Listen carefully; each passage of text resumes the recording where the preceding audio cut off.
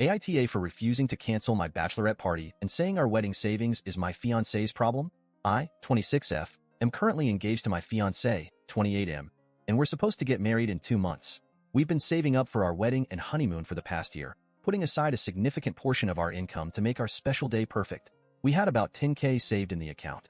This weekend, my fiancé had his bachelor party, and I was totally okay with him having a good time. I even helped plan it and made sure everything was organized so he could enjoy himself with his friends. Fast forward to this morning, and I wake up to find that our joint savings account has been completely drained. He spent all our savings on his bachelor party. When I confronted him, he said he got carried away and didn't realize how much he was spending. He admitted that he paid for his friends' expenses too, thinking it would be a great last hurrah before we tied the knot.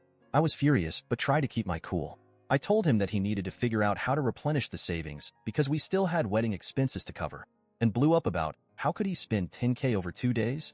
This weekend is my bachelorette party, which has been planned for months. My 4 best friends have already paid for their share, and I've budgeted carefully so that it wouldn't affect our savings. We're going to a Michelin star restaurant in our city, renting an Airbnb, going for brunch in the morning at one of my favorite restaurants the next day, and I rented out an arcade in our city with unlimited tokens and bought a ton of junk food and candy for all of us to share. Altogether, it was less than $400 a person, including the price of the restaurant, Airbnb, arcade rental, brunch and Ubers with myself, spending 1.5K of my personal savings. But now, my fiancé is demanding that I cancel my weekend to show solidarity and help us save money.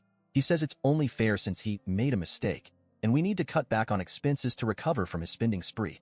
I refuse to cancel my bachelorette party because 1, I didn't blow our savings, he did, and 2, my friends have already paid for their share, and I don't want to let them down. He's now calling me selfish and saying I'm not being supportive of our future together. He's even gotten some of his friends and family involved, who are siding with him and saying that I should be more understanding and cancel my bachelorette weekend. I get that we're in a tough spot financially now, but I don't think it's fair that I should have to cancel my plans because of his irresponsible behavior. I suggested that he could maybe sell some of the stuff he bought during the party or pick up extra work to make up for it, and that it is not my problem he blew all the money, but he says I'm being unreasonable. Now on to the next story. Story 2. AITA for reporting my boss after he forced me to attend a meeting despite knowing I was in labor. I, 28F, have been working at my company for 5 years, and until recently, I loved my job. I was 8 months pregnant when this happened, about a month ago. So I started having contractions while at work. Since I was not due yet, I thought it was just Braxton Hicks because they weren't that intense. Just a week before that, I had experienced Braxton Hicks and went to the hospital, but it was a false alarm. This time, I was still working when the contractions started in the morning, and I again thought it was Braxton Hicks. I didn't want to cause a scene, so I tried to keep working. Last time I went to the hospital, my boss, John, 45M, made sarcastic comments about me being overly dramatic and joked about how I should schedule my labor around important meetings. I have social anxiety and tend to take people's crap without pushing back, so I just took it.